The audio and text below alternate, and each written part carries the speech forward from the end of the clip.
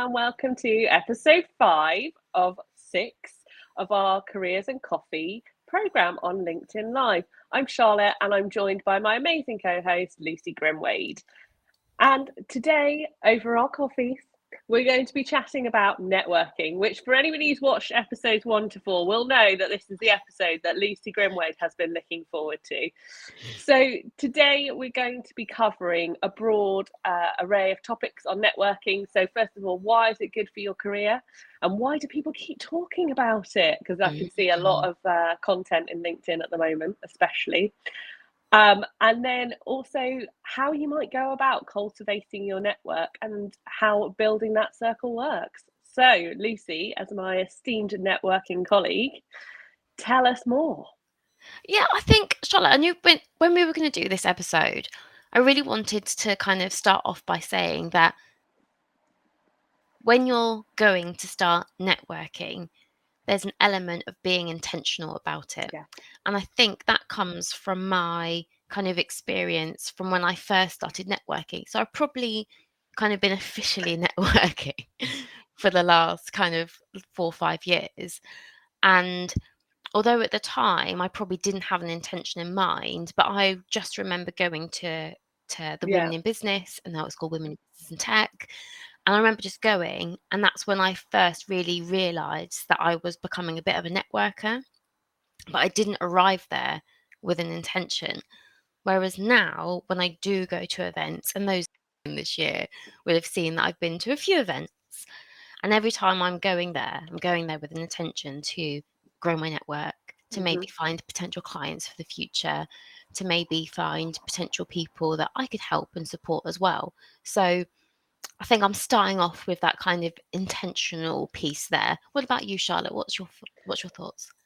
I mean, I think the first time I ever really encountered networking was actually just in a business to business environment and going to events where you'd go like to an industry based event, and you'd have a stand or you'd be invited to speak on a panel or be a keynote speaker, all of those types of things. And you kind of, it sort of just felt quite organic given the sort of business I worked in. I didn't really think of it as networking as such at the time.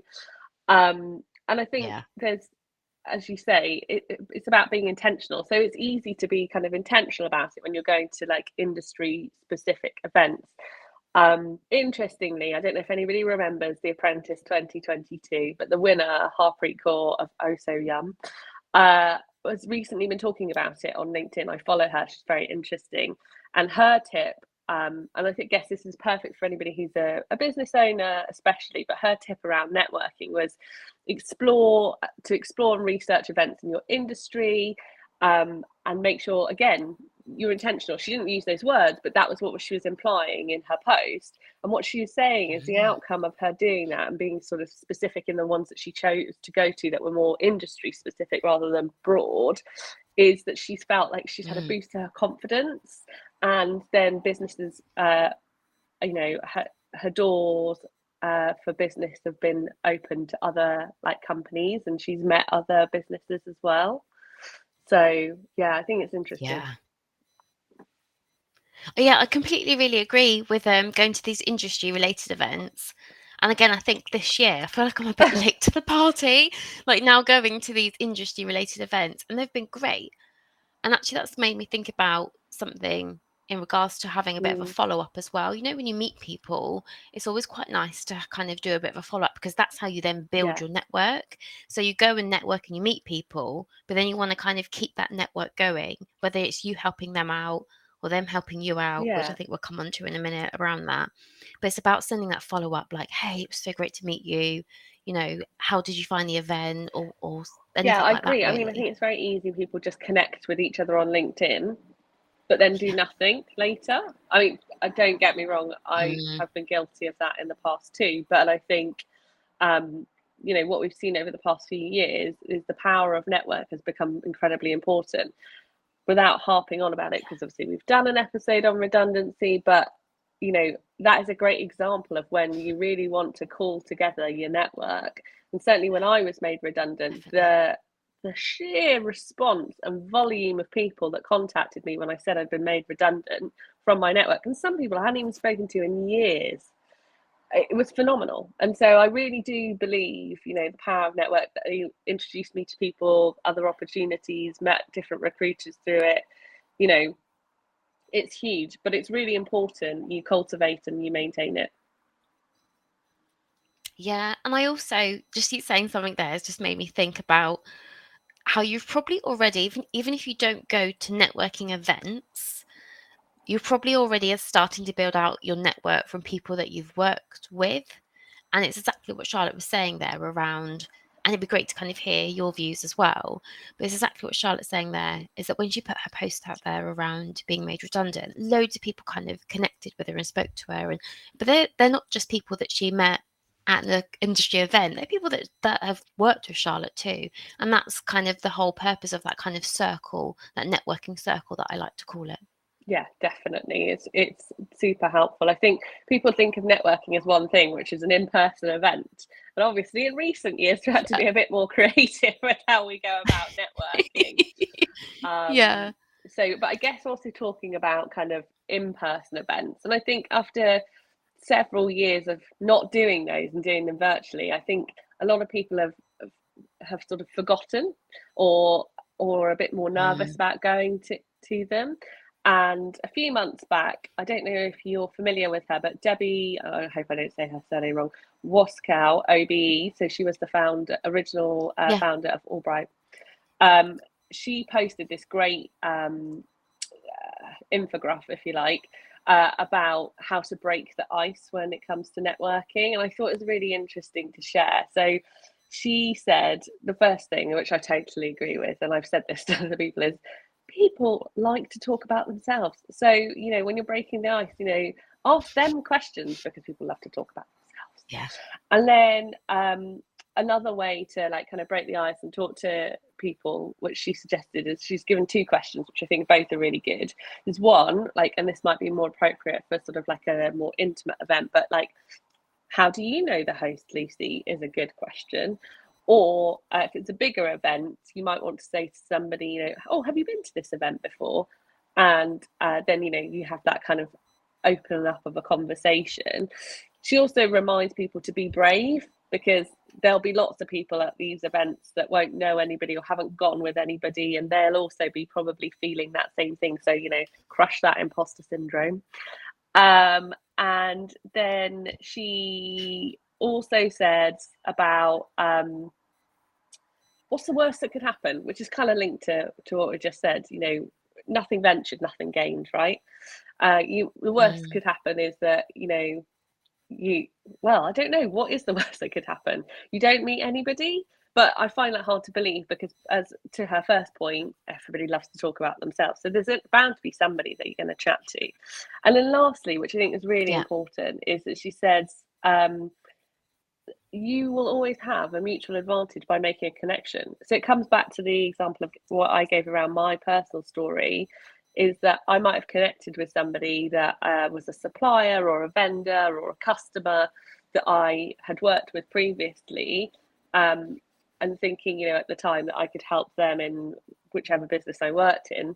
But actually, they then come back to me years later on and said, oh, have you thought about this company? Or send different things to you. And I just think that she's absolutely right, and having that it does give that mutual advantage. What do you think?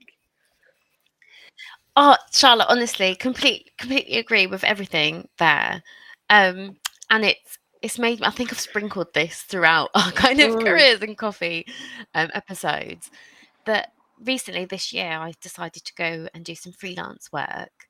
And I've been very fortunate enough that most of my work, if not all of it, has come from the fact that I've built a strong network.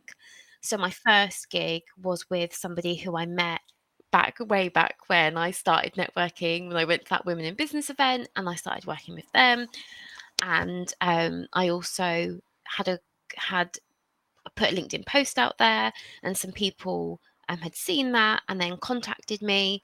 And that's all because I've built my network up, and that's because I nurture it and I keep in touch with people. And if I see them going to different things too, like I kind of go along and do it. And it's all of those kind of points that you've kind of said, really. Like, I was kind of brave enough to go along to these events, kind of sometimes on my own as well, but also taking care of, again, something that we're linking back to, is taking care of that Yeah. network that you've built. So it's not just kind of sending a connection request and being like, okay, you're in my Mm. LinkedIn network now. It's actually about liking their posts, sharing their posts, connecting with them. If they're at a different event, going up to them and being like, hey, how are you? Really loving your content at the moment, and stuff like that. Rambled No, there not at slightly, all. but I totally agree with what you're saying. In fact, Lucy and I were at an event last week, and somebody came up to me yeah. and said, asked me about careers and coffee, and somebody I didn't really know. And so that was really, really nice to hear, and subsequently connected with them. But yeah, I think it's really important that you nurture that network. I think, I don't know about you, Lucy, but I get a lot of people send me kind of connection requests, and then you might hear from them once and then you never hear from them again. And so I Yeah. think it's important, coming back to what you said at the start about being intentional.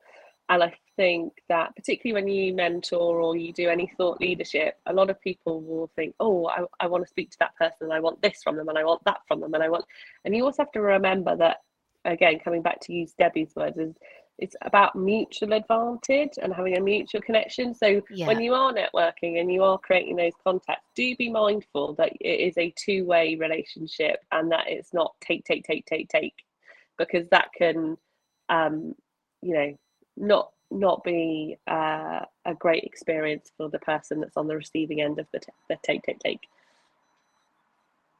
Yeah, I agree. I think we've talked about that in previous kind of Mm. episodes as well, especially when it comes to things like mentoring. Um, and Charlotte, at the beginning, you said around why network, like, why Yes. is networking so good for your career? And I think, the examples that we've just given there are the reasons why it's good for your career. We talked about it last week about Yes. that job application process. Sometimes you can, bypass that whole process if you've got a strong network, or maybe you get approached about a job, and again, exactly what Charlotte was saying, you get approached about a role and say, I think you'd be perfect for this. Can you apply? And then you've already got that kind of advantage there. And again, it's mutually benefiting both parties there. One, you're getting a new job, but two, they're getting to kind of fill that place that they've got Yeah, with available. somebody So that they know and trust. So it kind of takes yeah, out some of that absolutely. lengthy, what can be a lengthy interview process. Yeah. So obviously we talked a bit about in-person networking. Are you still doing much in the way of Yeah. virtual networking, Lucy?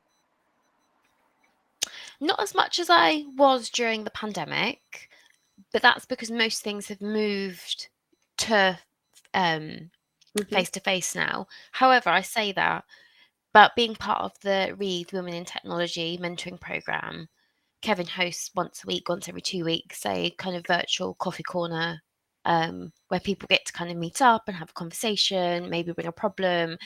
And I sometimes, when I can attend that, I do attend that. But during the pandemic, I was Yeah. probably the same as you, Charlotte. I was going to that Yeah, Zoom it fatigue was real. that we all had.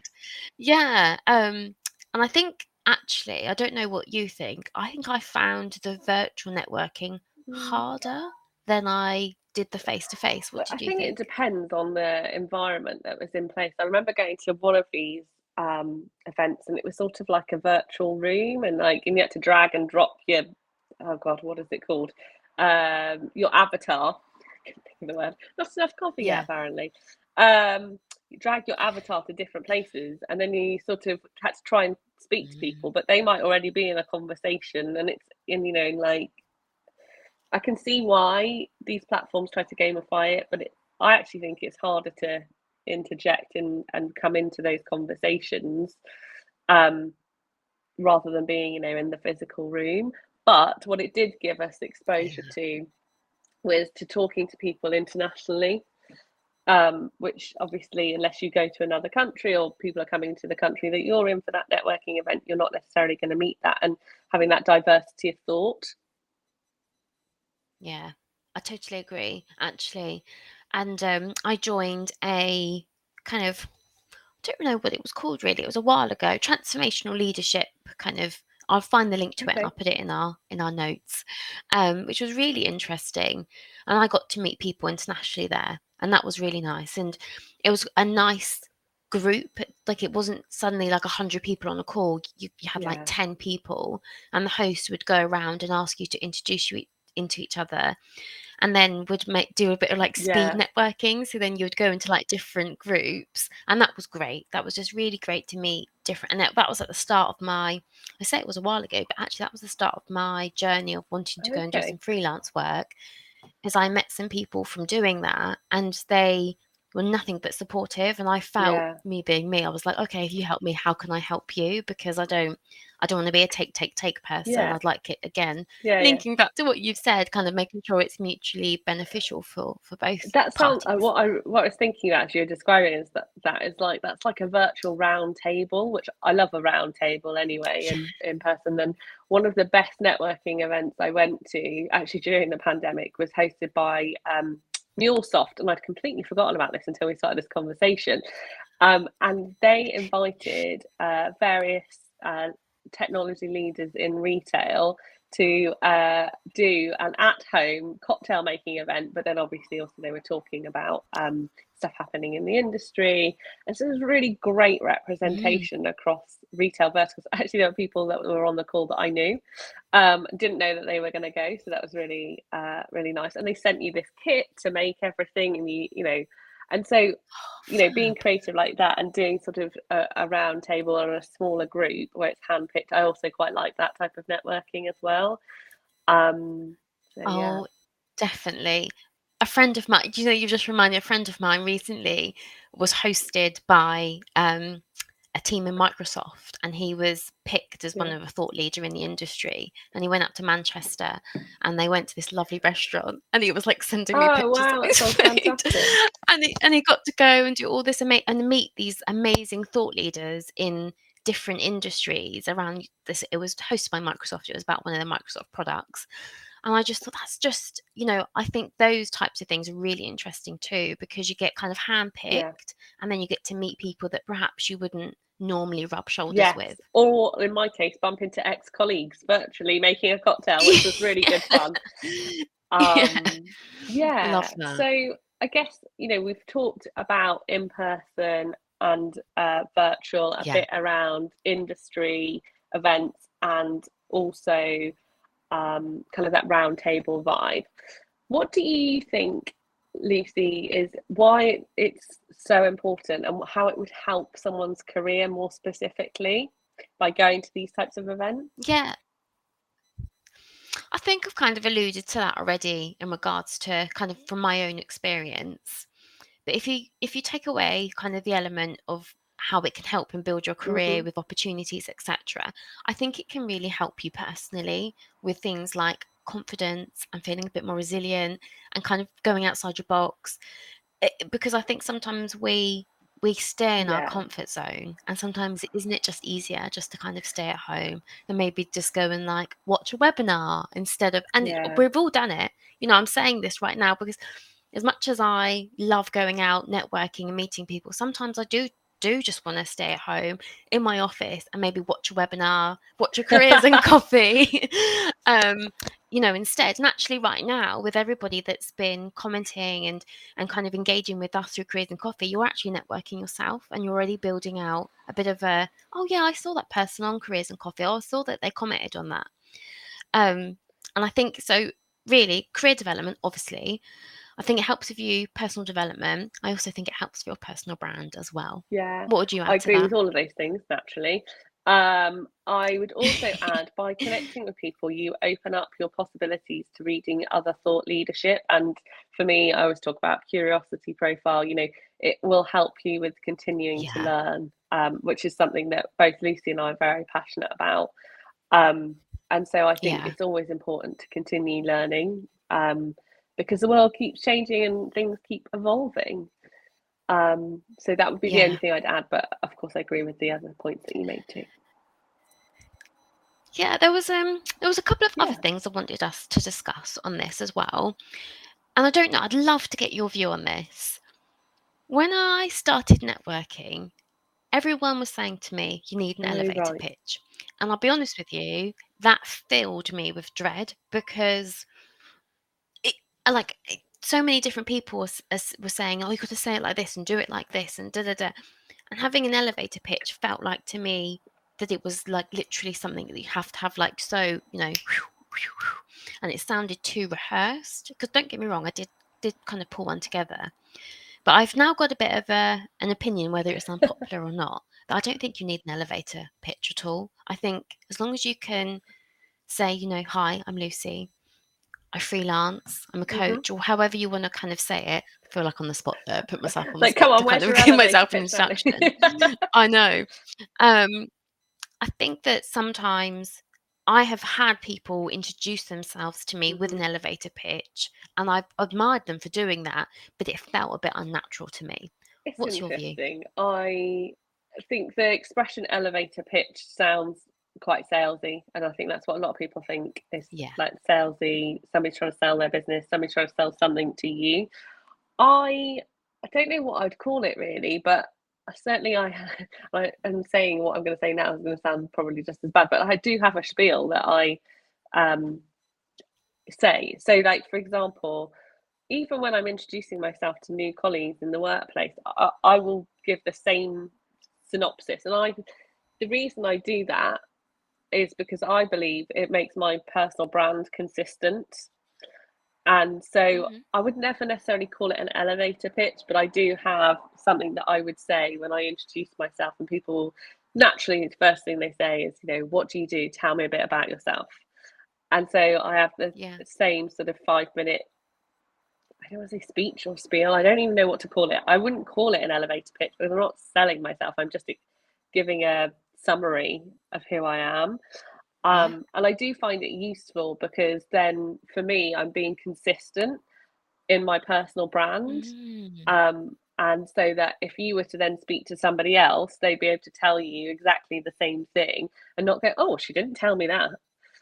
Or she didn't say that about herself. Yeah. And so I find it helpful. And then particularly, where I've been in leadership roles and you're meeting lots and lots of new people in intro or coffee chats, I have the same thing that I say time and time again for being consistent.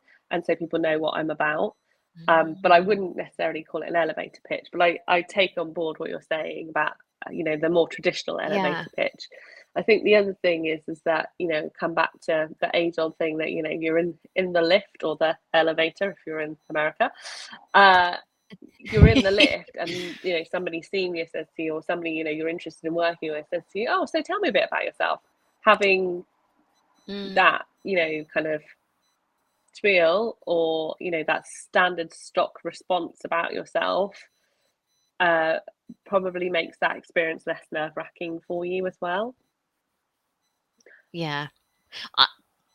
I agree. And actually, I'm so pleased you summarised it the way you have, because you're right. I think the elevator pitch feels really salesy. And I think that's naturally people who aren't salesy will kind of go, ugh. Yeah. Whereas actually what you're saying there about your kind of introduction, really, you've got an introductional kind of sentence. Introductional, was that a word? Have I made that word up? Probably made a word up there. Having that kind of piece that you have, I think is actually really valuable.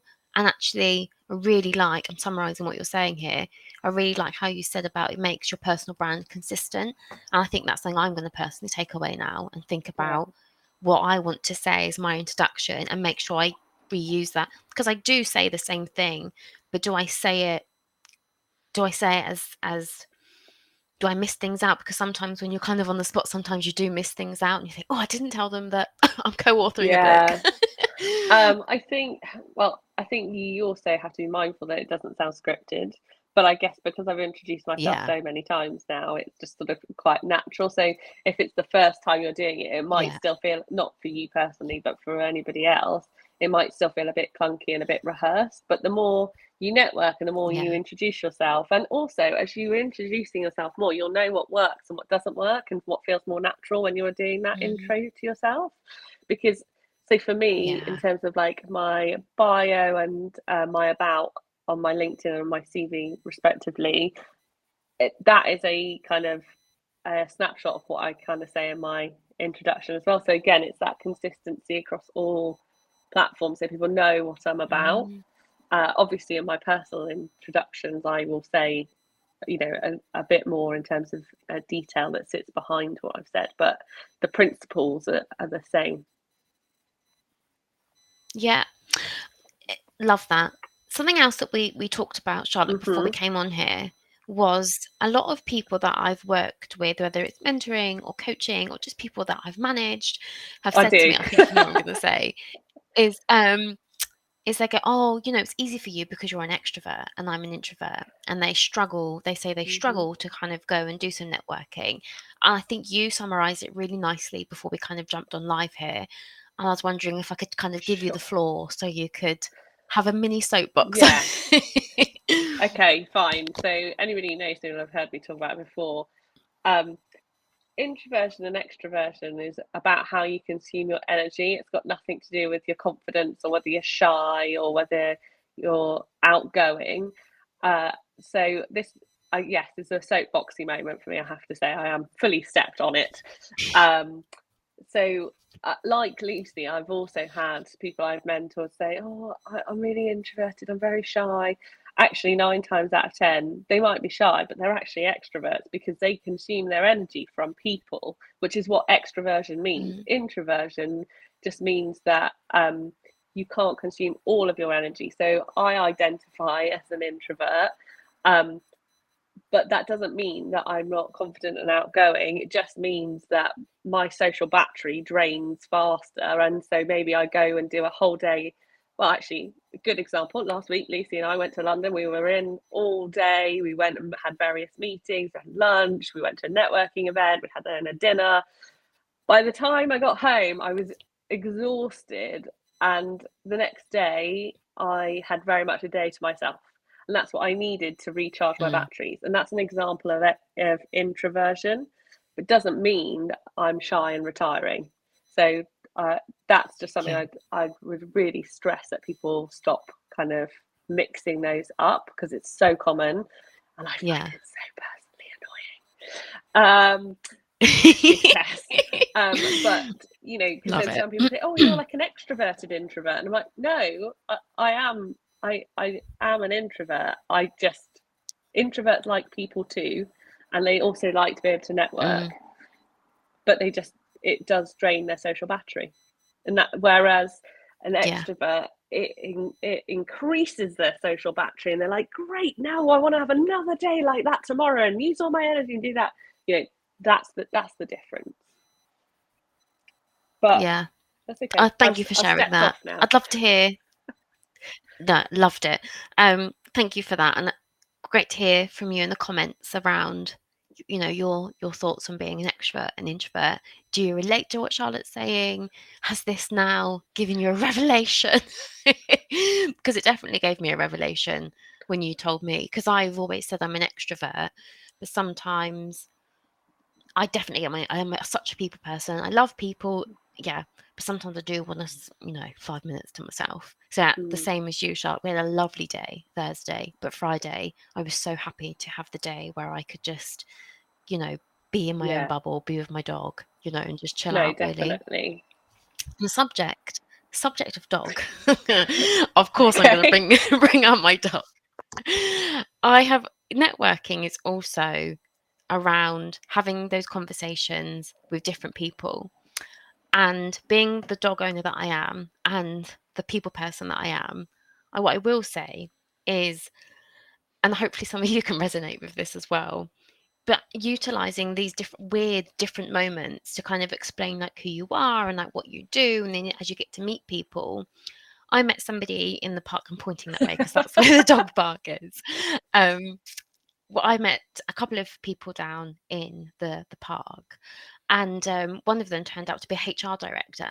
So when I was explaining that I was having some problems with kind of thinking about where I wanted to take my career, like what I wanted to do, etc., she's like, let's go for a coffee. She gave me her number. We went for a coffee, and I've grown my network just by having, a dog walk. And, your network what I'm trying to get at is your network kind of comes to you in mysterious ways, is what I will No, I say. think you're right. And there's people that I've met on holidays. Me being me, I chat to most people, as Charlotte knows. And I always end up kind of, my partner hates it really, because every time we go on holiday, he's like, do not come away with a new friend. You take business cards on holiday with you then? Oh, have I given you an idea? I have thought about it. You've given me an idea. What's your thoughts on that, Charlotte? I'm not sure. I think I might have lost the plot now. What are my thoughts on this? I do think you can meet people in multiple places. I was saying to Dave, who we both know, he wrote an amazing book, and I was reading it on the train. And actually, commuting time is a great time to meet people. I got so many questions, like when I was reading it, and whenever I'm reading like an interesting book on the train, like people are like, "Oh, what's that about?" or "Is it any good?" And like, and I got a few questions about his book, and he was like, "Oh, thanks. It's really, kind of you to do that," because I wanted other people to know about it as well. So you can do subtle things like that, but I do think the train is a good place, particularly when you're leaving London and you live in a more, what dare I say, friendly place where people want to talk to you. Where I live, I can't go anywhere without anybody wanting to have a chat. So broadly you are networking, but probably don't realise it because you're just having a chat in your local area. But I guess other examples for me, like I volunteer for Inspiring the Future, and I was invited to go and do a piece at a school where I talked about my career, and I had a really good chat with the two women that were running the event. Anyway, lo and behold, they've asked me to go back in September to do mock interview, but that was because I was talking to them about my experience and how I'd be interested, and you build your network in your local community as well. And I think that's another word I would use to describe network. It's community.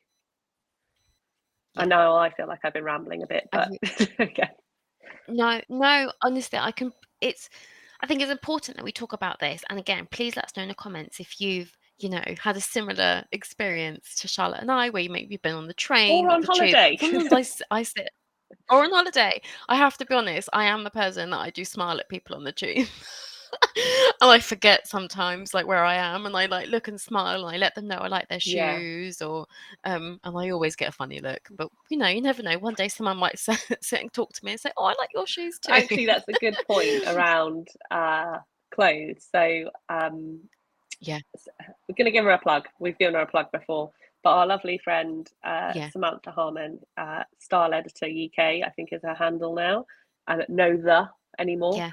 On Instagram, she did a post recently about networking and about the clothes you wear something interesting, because that's also a great conversation starter. I thought, oh yeah, I love that, because that's happened to me when I was on my way to actually do another networking event. I was on the train coming into London, and this lady came over to me and she said, "I love your skirt." She said, "I think it's fabulous. You're wearing sequins, and it's not Christmas." And I was like, "Thanks." And then she also had another fabulous outfit on, and I commented on hers. And she was off to some sort of book signing, and we had a nice little chat as we came off the train. But I do think, and then it just gives you that confidence boost. And I was speaking on a panel that night, and so it was quite nice for somebody to say that. And she wasn't even at the networking event, but just to get that compliment on the way to the event where I was sat on a panel and then was networking afterwards. So I definitely encourage people to follow Sam's advice for sure. Oh, definitely. And hopefully you would have seen in some of my photos that I've put up from when I've been at events, I'm wearing like bright coloured dresses. I had a dress that had like little leopards on it, and loads of people kept stopping me and saying how much they liked my dress. And then, it turns into a conversation. And then being at the events that I was at, so I was at the security event, they go, "Oh, I like your dress." And then you go, "Oh yeah, thank you, da da da." Then you go, "Oh, tell me about you. Tell me about your business." and then that leads you on to like another conversation.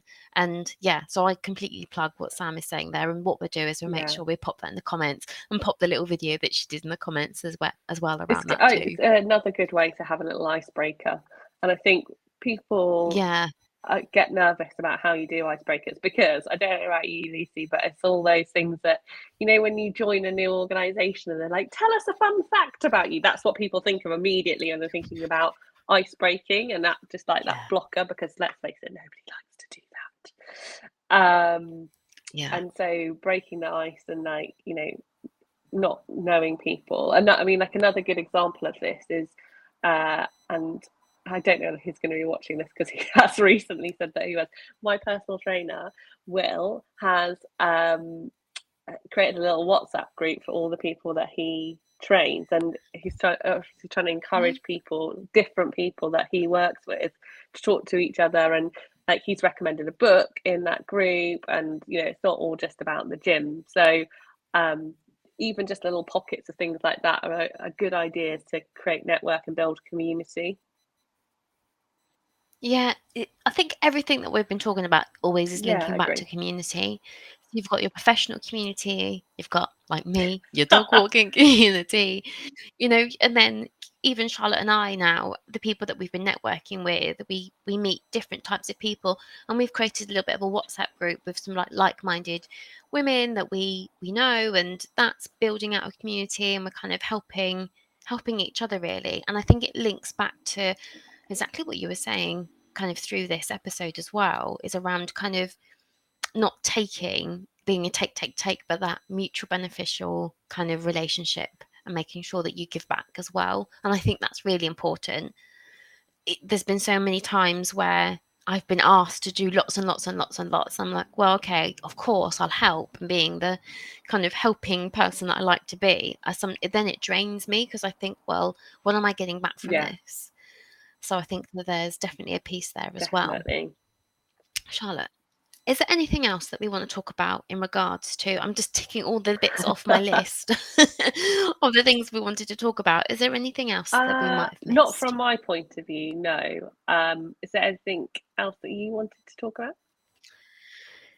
Just, I think one other thing I would say is just around networking events. There's a few that are coming up kind of in the next kind of few months.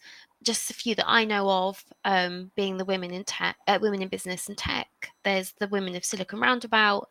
Again, because Charlotte and I both work in that kind of tech space, we know those ones. But what I'd like to really do is encourage people that are watching, if there's some events that you know of, please let us know in the comments, because then we might see you there. There might be something there that we might want to kind of go to and do. Definitely. So let us know. I think that's a great call to action. That would be great. Anything industry specific, or it doesn't have to be a women in event. We like to go to a breadth of different events. So please do share, and also share your experiences of networking and any top tips that you may have too. Yeah. So fantastic. Lucy, what are we talking about next week in our last episode of series 1? How is it our last episode of this series? Honestly, I feel really upset about it.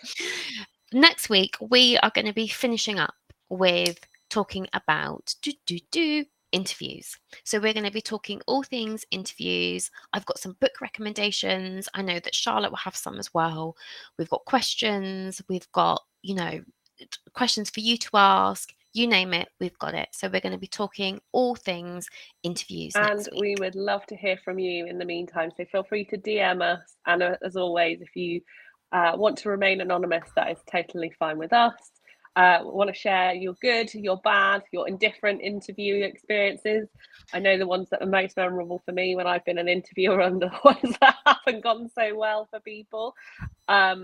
But yeah, feel free to share your experiences. But also, at the end of next week's show, we will be telling you what will be happening next. So stay tuned. Ooh. Cool. Thanks, See you all bye. soon. Take care.